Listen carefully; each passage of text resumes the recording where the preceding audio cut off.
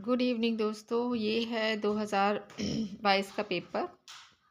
Test series चल रही है। आज टेस्ट सीरीज़ नंबर 3 या 4 है, ये इतना मुझे ध्यान नहीं है। तो आज तीसरी टेस्ट सीरीज़ रिलीज़ होगी। तो इसके पहले कि आप सभी के मन में जो क्वेश्चन है उनको मैं आंसर कर देती हूँ, जो कमेंट में मुझे पूछे जाते हैं कि क्या मैडम आप भी तैयारी कर रही हैं। तो बिल्कुल भी नहीं कर रहे हैं सर हम, क्योंकि हम पंजाब में हैं निवासरत हमेशा के लिए, तो सवाल ही पैदा नहीं होता। पर हाँ, 4 साल की MPPSC की प्रिपरेशन से पार्ट ए अच्छा था। तो 2022 में जब ये वैकेंसी आई थी तब मैंने इसको अटैम्प्ट किया था, बट मेरा सिलेक्शन सिर्फ पार्ट बी की कुछ कमियां थी कि सारी चीज़ें अवेलेबल नहीं थी मार्केट में और समय बहुत कम दिया गया था, जिसकी वजह से मैं क्लियर नहीं कर पाई थी। तो उन्हीं पुराने नोट्स और इस पेपर के आधार पर मैं ये टेस्ट तैयार करती हूँ। बहुत ही मेहनत लगती है। आप सभी से सिर्फ मेरा ये अनुरोध रहता है कि लाइक की बटन जो है वो दबाने में पता नहीं क्या प्रॉब्लम है, उसको लाइक की बटन को दबा दिया करें। कमेंट बॉक्स में पॉजिटिव नेगेटिव जो भी आप महसूस करते हैं कृपया करके वो ज़रूर टिप्पणी किया करें, ठीक है। दूसरी रिक्वेस्ट है कि शेयर ज़रूर करें उन दोस्तों के साथ जो कोई पेड कोर्स नहीं कर पा रहे हैं या कोई पेड जिन्होंने टेस्ट सीरीज़ नहीं ले रखी है, ठीक है। तो स्टार्ट करते हैं। एक और चीज़ बता देती हूँ, जो पेपर मैं बनाती हूँ उसका आधार ये वाला टेस्ट पेपर होता है जो मैंने दिया था, उसी को देखकर मैं बनाने की कोशिश करती हूँ, ठीक है। तो पहला क्वेश्चन है, मध्य प्रदेश विश्वविद्यालय अधिनियम 1973 को राज्यपाल की अनुमति कब प्राप्त हुई? वह भारत गणराज्य के किस वर्ष में मध्य प्रदेश विधानसभा द्वारा अधिसूचित हुआ? तो इसका आंसर अपने मन में करने के बाद कमेंट करके ज़रूर बताइएगा ईमानदारी से, ताकि मैं एनालाइज कर सकूं कि कितना आपको आ रहा है। सो कमेंट करके ज़रूर बताया करें। सीरीज़ वाइज की पहले क्वेश्चन का ए है, दूसरे का बी है, ऐसे करके। तो इसके जो ऑप्शंस हैं ये हैं: 20 अप्रैल 1973 24वें वर्ष, 23 अप्रैल 1973 64वें वर्ष, 24 अप्रैल 1973 21वें वर्ष और 28 अप्रैल 1973 25वें वर्ष। तो आंसर है 20 अप्रैल 1973 और 24वें वर्ष में, ठीक है। नेक्स्ट लेते हैं कि मध्य प्रदेश अधिनियम 1973 की किस धारा और सेक्शन में विश्वविद्यालय में परिनियम बनाए जाएंगे? मतलब किस धारा के तहत परिनियम बनेंगे किसी भी यूनिवर्सिटी में? ऑप्शन दे देती हूँ आपको। ऑप्शन है सेक्शन 24, सेक्शन 24A, सेक्शन 12 और section 35। These are the options: section 24, 24A, section 35 और सेक्शन 12। बोल इसीलिए रही हूँ ताकि आप करेक्ट कर पाए। आंसर में तो टिक लगा हुआ है क्योंकि सो आंसर इज सेक्शन 35, ठीक है, सेक्शन 35।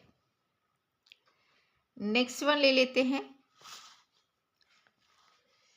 मध्य प्रदेश अधिनियम 1973 के तहत NCC और NSS की व्यवस्था कौन करेगा?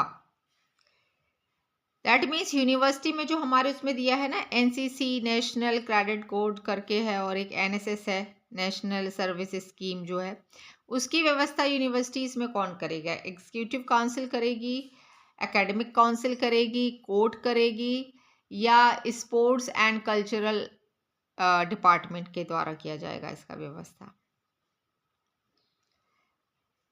मन में सोच लिया हो तो इसका आंसर है कार्य परिषद, एग्जीक्यूटिव काउंसिल, ठीक है।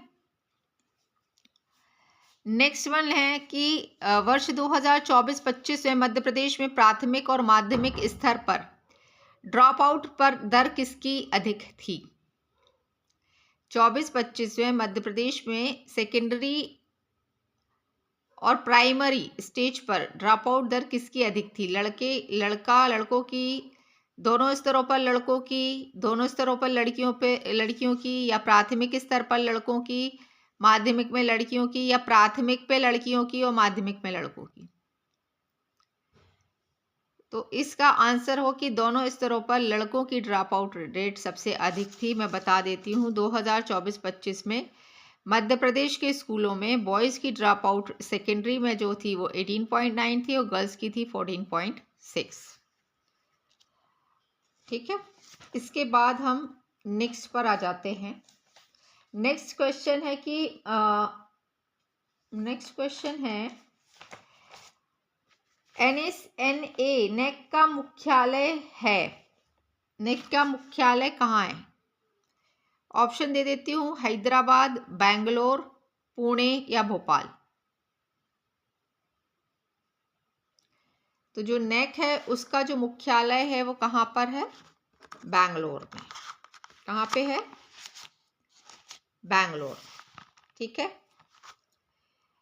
अब आपको बताना है AISHE का full form, all India survey on higher education, all India service on higher education, all India scheme for higher education, all India academic institution survey for higher education. Answer तो दिख ही रहा है, इसका फुल फॉर्म होता है all India survey on higher education. ये कब आया था? 2010 और 11 में आया था। ठीक है, what is the main objective of financial management? Financial management का मुख्य उद्देश्य क्या होता है? तकनीकी दक्षता प्राप्त करना, ठीक है, या केवल प्रत्यक्ष धन संग्रह करना, या उत्पादन की लागत को कम करना, या maximize the profit and business assets? तो आंसर क्या होगा इसका? Maximize the profit and business assets. तो ये इसका आंसर होगा। क्या क्वेश्चन था? मैंने पूछा था कि what is the main object of financial management, तो maximize the profit and business assets. ठीक है, ये इसका उद्देश्य होता है। नेक्स्ट ले लेते हैं, निम्नलिखित में से कौन सा एक छात्र की ग्रेडिंग का आवश्यक पहलू नहीं है? स्वमूल्यांकन, सहकर्मी मूल्यांकन, अन्य शिक्षकों की राय या पक्षपात? तो पक्षपात नहीं होता है, ग्रेडिंग करते वक्त पक्षपात नहीं किया जाता। नेक्स्ट है कि वार्क लर्निंग स्टाइल मॉडल किसने दिया था? तो नील डी फ्लेमिंग ने दिया था। शिक्षण प्रक्रिया में शामिल नहीं है, तो प्रचार करना शामिल नहीं होता है। ठीक है, NCERT की स्थापना किस वर्ष की गई थी? इसका आंसर आप लोग मुझे कमेंट बॉक्स में करके ज़रूर बताएंगे कि NCERT की स्थापना कब की गई थी। ठीक है, वीडियो पसंद आए तो प्लीज़ लाइक, कमेंट और शेयर करने में कंजूसी ना किया करें। ठीक है, रोज़ एक टेस्ट सीरीज़ डालती हूँ, ज़्यादा लंबा वीडियो नहीं बनाती हूँ, ऑथेंटिक और रिलेवेंट क्वेश्चन होता है, तो इसे मिस ना किया करें और प्लीज़ दोस्तों के साथ शेयर ज़रूर करें। Thank you.